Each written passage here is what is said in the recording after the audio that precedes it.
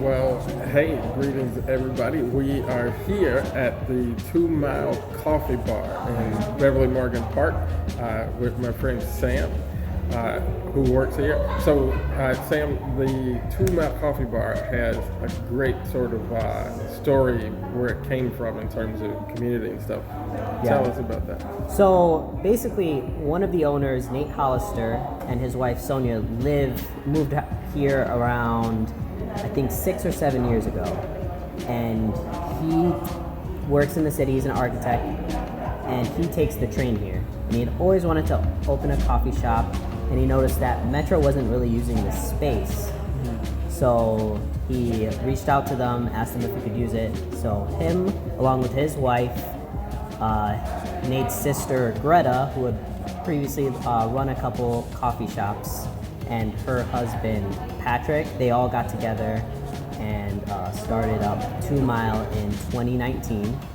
And then about a year later, another coffee shop that's pretty close was moving out. The owners decided to move, and so they couldn't really, keep operating the place. And so 2 Mile was able to open up another coffee shop on 99th Street in the midst of a pandemic. And together, this location and that location, they both done really well for the community and just overall. Yeah, that's really dope. So why do we call it 2 Mile Coffee Bar? So the name 2 Mile comes from the stretch of train stops all along this 2 mile track. So I think, I'm not sure when it starts, but like 111th, 99th, 95th. All these different those Beverly stops. Morgan Park stops, which if you're down here, you certainly know those stops. Yep. So one of the things I like about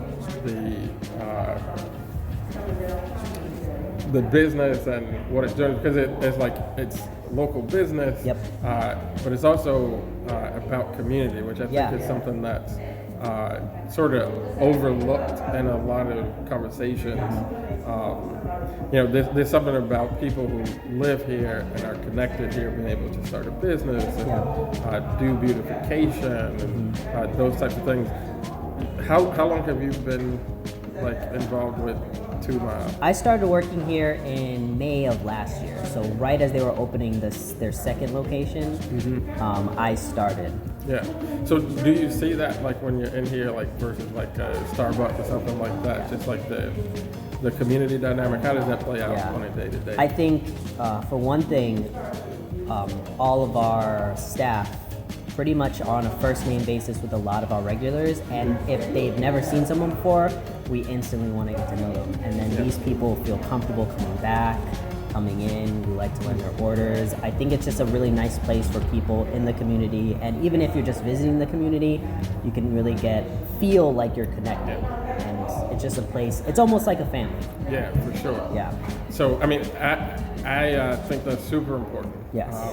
It's something that we should be investing in, I think, even from the government level. It's not just how do you get business, but how do you actually restore community so people have relationships, sense of connectedness in place.